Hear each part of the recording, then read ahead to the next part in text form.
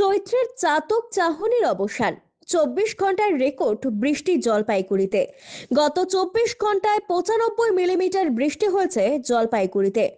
দাবদাহে যখন শুকিয়ে যাচ্ছিল চায়ের পাতা, বাদাম, ভুট্টা ক্ষেত, বীজ রোপণের সমস্যায় পড়েছিলেন পাট চাষিরা। তখন এই বৃষ্টি আশীর্বাদ বলেই মনে করছেন সাধারণ চাষি থেকে চা বাগানের মালিকেরা। এতে চায়ের দ্বিতীয় ফ্ল্যাশে উৎপাদন ও গুণাগুণের মান অনেকটাই বাড়বে বলে আশা করা হচ্ছে। বৃষ্টিতে অনেক সুবিধা, একদম বিপুল পরিমাণ সুবিধা হয়েছে।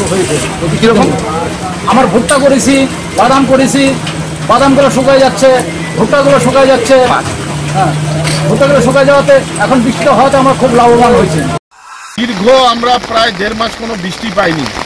চা গাছ মরে যাচ্ছিল, বিশেষ করে ক্ষুদ্র চা চাষিরা অসহায় অবস্থার সম্মুখীন হয়েছিল। আজকে বরুণ দেবতা আমাদের দিকে তাকিয়েছেন এবং চা শিল্পে এই বৃষ্টি একটা বড় আশীর্বাদ হবে। শুধু তাই না, সেকেন্ড ক্লাস চা যেটা আসছে সেটা খুব ভালো উৎকৃষ্ট মানের হবে এবং উৎপাদনও বাড়বে।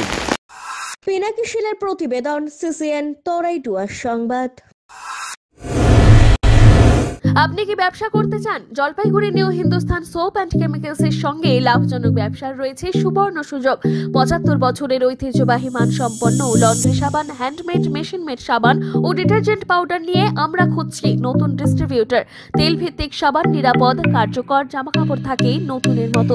লাভজনক এই ব্যবসার সুযোগ হাতছাড়া করবেন না। আজই যোগাযোগ করুন।